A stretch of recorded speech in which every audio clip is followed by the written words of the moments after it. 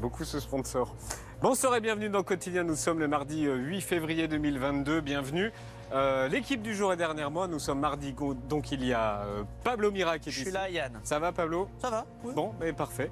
L'équipe est ici. Et Martin Veil qui est ici, qui ne vient que pour promouvoir ses soirées. Sinon, on ne le voit jamais.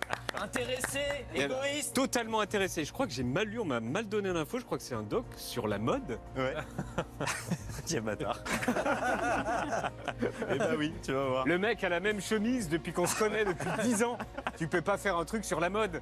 Mais tu vas voir si justement, visiblement, c'est relativement vertueux Oui, d'avoir On va la faire même un sujet chemise. sur le basket bientôt. Et il y a Ambre qui fait sa timide derrière. Ambre. Lilia, il y a Étienne, il y a Julien et il y a Paul. J'ai dit tout le monde. Allons voir le ciel de Paris. Bienvenue à Paris. Voici les titres du jour. On n'a jamais eu le nouveau James Dean, parce que c'était pas juste un acteur, c'était une conjoncture, c'était un timing. Du coup, il restera pour toujours le héros adolescent. Aujourd'hui, ça aurait dû être ses 90 ans, et c'est dommage de ne pas avoir pu voir les films suivants qu'il aurait pu faire.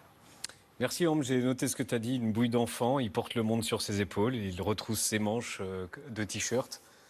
Martin Veil, transition. Je crois qu'il est là, le nouveau James Dean. Malheureusement, j'ai passé à Pourquoi tu es là, Martin? Parce que ce soir, juste après Quotidien, je joue James Dean. On diffuse un nouveau prime de reportage. On s'intéresse à l'industrie de la mode. Ça s'appelle Victimes de la mode. Quels sont leurs nouveaux codes? C'est fini. Et demain, on visite la maison de Julien Belvert. Après-demain, je crois que c'est toi. C'est ma maison, ouais. Hein, c'est ça. Lundi, c'est toi, Martin. Ouais. Et mardi, c'est toi, Mon Ambre. parking. Moi, je- Ton parking et toi, mercredi prochain, je crois. Et la collection de cocottes, c'est jeudi prochain. Elle est fascinante. Ouais. Elle est merveilleuse. Fascinante. Martin, ce soir, juste après Quotidien, on te retrouve pour un nouveau reportage. Victimes de la mode, quels sont leurs nouveaux codes? C'est un peu ça, la musique. J'ai vu T'as la ref. j'ai vu la ref. Exactement. Pourquoi ce sujet? Eh bien, ce sujet, parce qu'on n'a jamais autant parlé de l'urgence climatique et en même temps, on n'a jamais acheté autant de fringues. En 15 ans, notre consommation de vêtements a doublé. L'industrie de la mode, c'est aujourd'hui l'une des plus polluantes au monde.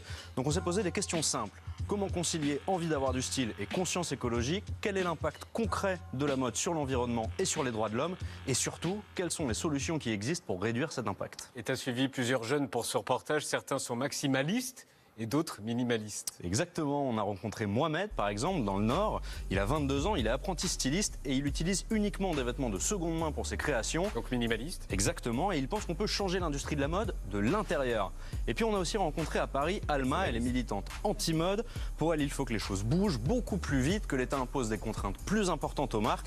On l'a notamment suivi pendant une opération anti-pub, parce que face à cette prise de conscience écologique, certaines marques contre-attaquent pour nous inciter à acheter toujours plus. Et ça, on l'a vu nous dans le Nord avec Naël, c'est une jeune femme qui a succombé aux sirènes de l'ultra fast fashion. Elle achète ses habits sur le site Comme Shein. Julien. On a enquêté sur cette marque Fast fashion. pour expliquer que derrière leur tout petit prix, il y a un coût humain et environnemental dont on n'a pas forcément conscience. Et le meilleur moyen de s'en rendre compte, c'est d'aller dans l'un des centres de tri où finissent les vêtements que les Français donnent. Là-bas, on a rencontré Geneviève. Elle déplore la dégradation massive de la qualité des habits qu'elle reçoit. Et on verra que ça a des conséquences catastrophiques jusqu'à l'autre bout de la planète. Victimes de la mode, quels sont les nouveaux codes? C'est ce soir, juste après Quotidien, avec toi, Martin.